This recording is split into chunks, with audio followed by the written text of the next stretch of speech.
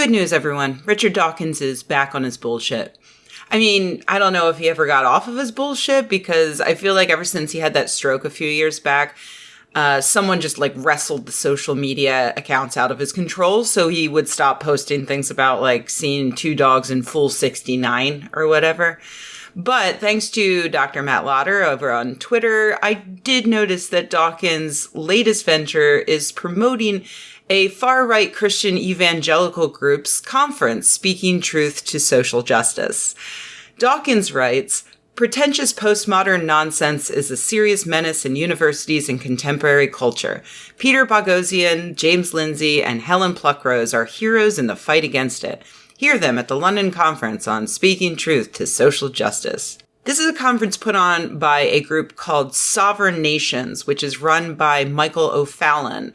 They're explicitly evangelical, as you can tell by O'Fallon's signature on this letter to American Christians calling for a day of prayer for President Trump because his, and I quote, "enemies continue to try everything to destroy him, his family, and the presidency. In the history of our country, no president has been attacked as he has. I believe the only hope for him and this nation is God." JFK might have something to say about that. No president has ever been attacked, but let's move on. Their website is basically a copy of InfoWars with, articles worrying about Facebook censoring far-right thought, brown people emigrating to places that should rightfully belong to white people only, I guess, and liberals outlawing Christianity. Same old, same old. And of course, their conference begins with a Christian service. So why exactly is Richard Dawkins, famous atheist man, promoting them? Simple. The enemy of my enemy is my friend. And Dawkins' enemy is the same as that of evangelical Christians right now. That is progressive thought, social justice. This isn't going to be shocking news to many of you who might have been paying attention over the past decade or so, what's been happening to new atheists. It's something I and many other people have been warning everyone about this entire time. Dawkins, Sam Harris, all of them, they pretend to be pinnacles of rationalism until the subject matter is something they don't like very much, like religions they're unfamiliar with, philosophies they don't understand, or women politely requesting that they not be groped at an atheist conference, just to name some random things. Evangelicals hate all those things too, which is why they invited the three heroes that Dawkins mentions, Peter Boghossian, James Lindsay, and Helen Pluckrose. If those names sound familiar, maybe because they're the masterminds who were behind that plan to submit a bunch of made-up papers to various journals to prove a thing that we already know, which is that peer review is borked. They're also the great minds behind Aereo magazine, which rather ironically was recently revealed to be publishing the work of a fraud named John Glynn, who claimed to be a psychologist with a PhD, and he used that claim to write a bunch of evolutionary psychology nonsense, basically whatever various publishers wanted to hear. And it wasn't just Aereo that got caught up in it. It was also Skepchick Magazine and CFI. When people asked Lindsay over at Aereo why they didn't catch this with fact checkers, he said they don't have enough money to check facts. Irony. These titans of intellectual thought are clearly the right ones to speak truth to evangelicals about social justice, so of course Dawkins would want to promote them doing so.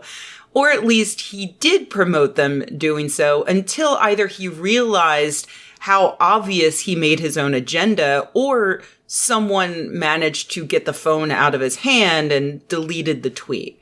Because obviously fighting social justice has been Dawkins' primary goal for a long time now, at least since the time when he objected so forcefully to me asking atheists to try to treat women a little better.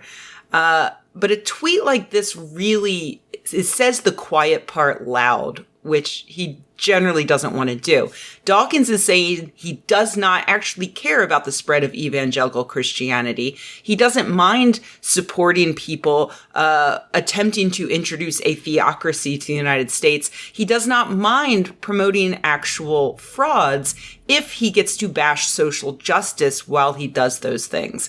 Bashing social justice takes the forefront. Obviously, we all have to make compromises here and there. I, for instance, might agree with someone on a specific point, even though I disagree with them on other issues. That happens all the time. But here's a very real example of how my values differ from Richard Dawkins. While researching exactly what happened with the John Glenn incident, I found an article absolutely excoriating Skeptic Magazine, CFI, and Aereo for failing to recognize such an obvious fraud. But I was a little suspicious because the writer of the piece seemed to have a giant axe to grind with all of these organizations. So before I cited him in this video or linked to him in the transcript, I checked him out and I found that he is a conservative Republican, former Holocaust denier who may or may not still deny the Holocaust.